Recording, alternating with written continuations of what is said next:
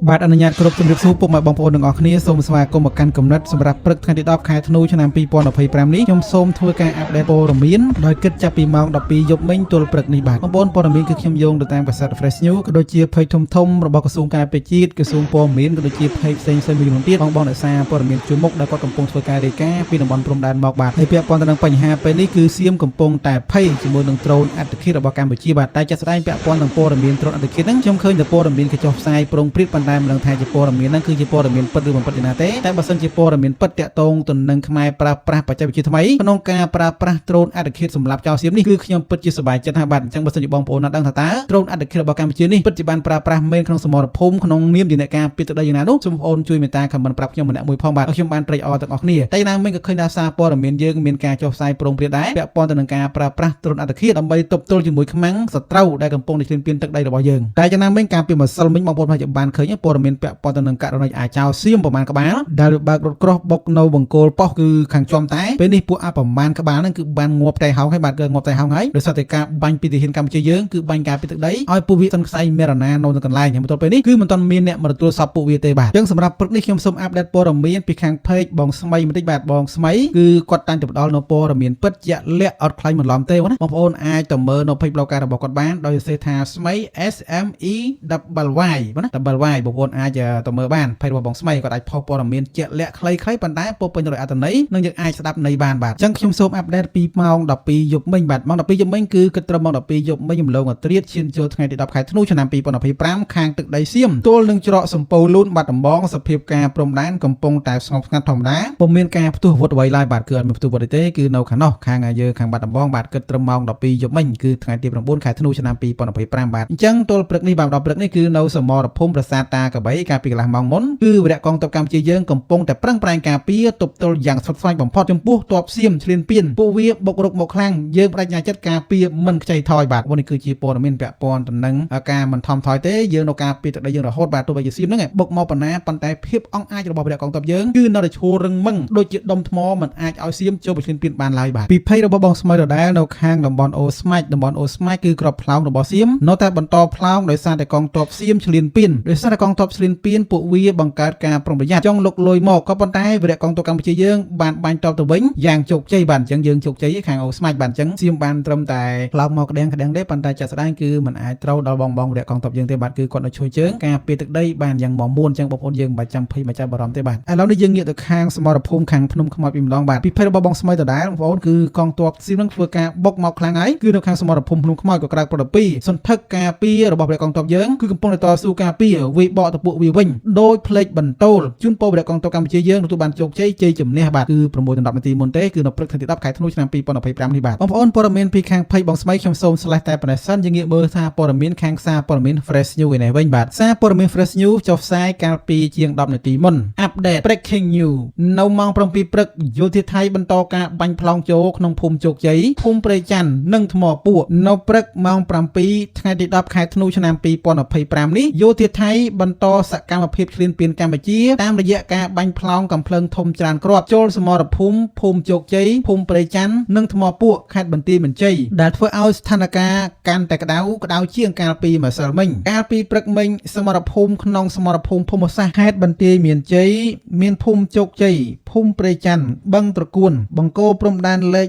48កងកម្លាំងកម្ពុជាបានផ្លោងប្រើប្រាស់កំភ្លើង BM21 កំទេចទីតាំងឈរជើងរបស់យោធាថៃខ្ទេចខ្ទីគ្មានសល់កម្លាំងជួរមុខរបស់កម្ពុជានៅតែម្ចាស់ការប្រុងប្រយ័ត្នខ្ពស់បំផុតដើម្បីការពារបូរណភាពទឹកដីនិងដែនអធិបតេយ្យភាពរបស់ជាតិពីការរំលោភបំពានម្ដងហើយម្ដងទៀតរបស់យោធាថៃបងប្អូននេះគឺជាព័ត៌មានផ្លូវការពាក់ព័ន្ធទៅនឹងសៀមគឺកំពុងតែ CBM21 បាទហើយពេលនេះគឺខាងកម្ពុជាយើងគឺមិនទាន់បញ្ចេញកំភ្លើងធំកំភ្លើងល្អឡើយទេបាទគឺមិនទាន់បញ្ចេញឡើយទេគឺបញ្ចេញត្រឹមតែ BM21 សិនទេហើយសៀមក៏មានការខ្លោបខ្លាចចំណាយរបស់កម្ពុជាយើងដែររកថ្ងៃនេះគឺសៀមបានយន្តហោះចម្បាំង F16 អីហ្នឹងគឺបានអានឹងយកទេហើយបើថាឲ្យវាយថ្មើរជើងកម្ពុជាវាយប៉ោងសរយបាទអត់មានអីណាទៅកលោជាមួយកម្ពុជាទេធ្វើមកទានថ្មើរជើងត្រឹមកំភ្លើងត្រឹម B មុំហ្នឹងគឺមិនអាចទៅរួចទេបាទរកថ្ងៃសៀមគឺមានព្រៀបលើយើងបន្តិចទេបាទគឺតែប្រើប្រាស់យន្តហោះចម្បាំងប៉ុណ្្នឹងឯងហើយនឹងប្រើដ្រូនតិចតួចប៉ុណ្្នឹងឯងប៉ុន្តែពេលនេះខ្មែរយើងក៏មានដ្រូនដែរក្នុងការទម្លាក់ទៅលើការពារទឹកដីរបស់យើងបាទគឺ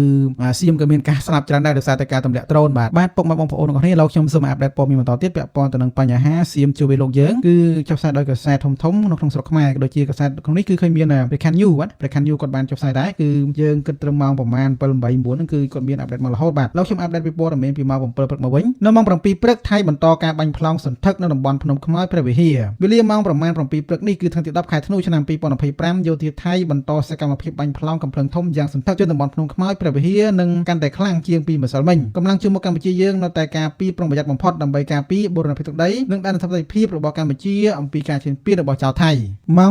7:56នាទីព្រឹកថ្ងៃទី10ខែធ្នូឆ្នាំ2025នេះគឺនៅតំបន់ប្រាសាទតំបន់ធំតំបន់តូចតាកបីប្រាសាទខ្នាក៏ដូចជាប្រាសាទផ្សេងៗទៀតគឺកងកម្លាំងរបស់យើងកំពុងតែវាយរកខ្លាំងម៉ោងនេះគឺយើងកំពុងតែជួយជើងនៅទីតាំងទាំងនោះគឺមិនមានសៀមណាមួយឈានចូលមកបានមួយចំហៀនទេម៉ោងប្រមាណ8:16នាទីក្របប្លង់របស់ចៅថៃបន្ត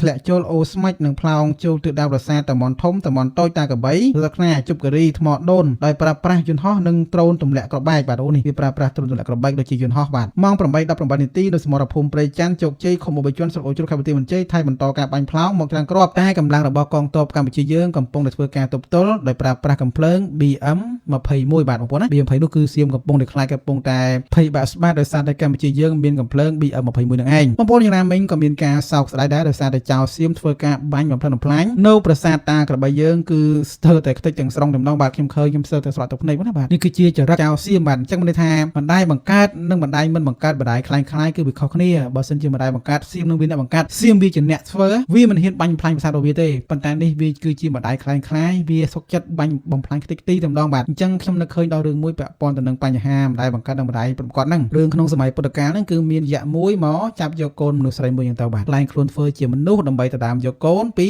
ត្រីម្នាក់ទៀតដើម្បីយកទៅស៊ីយ៉ាងទៅប៉ុន្តែមានការបន្ទងប្រទះគ្នាអីផ្សេងៗយ៉ាងទៅក៏មានការប្តឹងដល់គ្នាយៈខ្លែងបន្លំអញ្ចឹងណាខ្លែងបន្លំយ៉ាងទៅទៅពេលទាំងហើយក៏មានការប្តឹងដល់នគរបាលឬក៏ដាច់អញ្ចឹងទៅជាងហើយដឹងជាដោះស្រាយយ៉ាងណាដោះស្រាយមិនចេញប្រជាហ្នឹងក៏ថាឥឡូវចេះដាក់កូននៅកណ្ដាលចុះចាំមើលអាណាគេទៅដើមគ្នាឈ្នះអាហ្នឹងហើយគឺជាម្ដាយពិតដោយសារស្ដេចចុងសាកចិត្តចឹងបងប្អូនហើយវាណាទៅដើមនេះទៅដើមនេះដោយសារតែម្ដាយបង្កើតនេះឃើញគេចាប់ទាញដៃទាញជើងកូនវាខ្លាំងពេកអារម្មណ៍គឺអាណិតអសរកូនមិនហ៊ានឲ្យកូនឈឺចាប់ទេសុកចិត្តប្រឡែងឲ្យកូនយល់តែគេចុះទីណាកុំឲ្យកូនវាឈឺបាទអត់មានទៅប្រកាន់យកមកឈ្នះដែរទេខ្លាចកូនឈឺខ្លាចកូនឈឺចាប់អញ្ចឹងសុកចិត្តប្រឡែងឲ្យទៅយកយកចុះអញ្ចឹងហើយទៅប្រជាថាអូតាមការពិតគឺដឹងថានេះគឺជាម្ចាស់នេះគឺជាគុំម្ដាយពិតប្រាកដធម្មតាម្ដាយពិតប្រាកដគឺមានព្រមវិហារធម៌ចំពោះកូនមិនមានចិត្តខុសៗណាទៅទិញដៃទិញជើងកូនស្ទើរតែដែរទេអញ្ចឹងហើយបានកាត់ក្តីឲ្យខាងអ្នកដែលទៅដើមចាញ់នេះឈ្នះទៅវិញគឺជាម្ដាយពិតប្រាកដហើយអាយៈដែលទៅដើមឈ្នះហ្នឹងគឺត្រូវបានចាប់ខ្លួនអញ្ចឹងទៅនេះគឺជារឿងមួយដែលខ្ញុំលើកមកបន្តិចទេអញ្ចឹងវាពាក់ព័ន្ធទៅនឹងភាសាតាកបីយើងហ្នឹងអាចោសៀបចង្រៃវាថាជារបស់វាអញ្ចឹងទៅប៉ុន្តែជាក់ស្ដែងរបស់វារបស់ម៉ែវាស្អីវានាំគ្នាមកបាញ់ប្រាសាទយើងតិចតិចអស់ហើយបាទឥឡូវនេះគឺខូចខាតស្ទើរតែទាំងស្រុងតែម្ដងបាទខ្ញុំឃើញខ្ញុំសំណោះប្រាសាទយើងណាបាទនេះអាចោសៀបឯងចង្រៃផុតពូជឯងជាតិក្រោយឆ្នាំក្រោយឲ្យទឹកលិចប្រទេសឯងខ្លាំងជាងនឹង10000ដង1000ដង1លានដងឯងហោចហ្មងបាទឲ្យឯងខ្ជល់ព្យុះឯង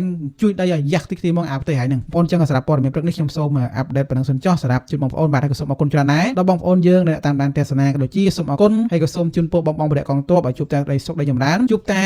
សេចក្តីសុខដីចម្រើនឈ្នះអស់មានសត្រូវទាំងឡាយទាំងពួងបាទហើយក៏សូមបន់ស្រន់ដល់វត្ថុស័ក្តិសិទ្ធិទាំងអស់ដែលកំពុងតែការពារព្រឹកព្រៃព្រឹក្សាការពារប្រាសាទតាកបីប្រាសាទតំបន់ទុយប្រាសាទតំបន់ធំប្រាសាទព្រះវិហារដូចជាភ្នំយើងនៅបនជួរហ្នឹងគឺឲ្យដាក់ទោសថៃឲ្យខ្លាំងមែនទែនបាទជាពិសេសគឺពួកអាចឈ្លានពានទឹកដីកម្ពុជារបស់យើងចឹងសូមអរគុណសូមគោរពលាយើងជួបគ្នាតែប៉ុណ្ណេះសិនចាំជួបគ្នានៅវីដេអូក្រោយ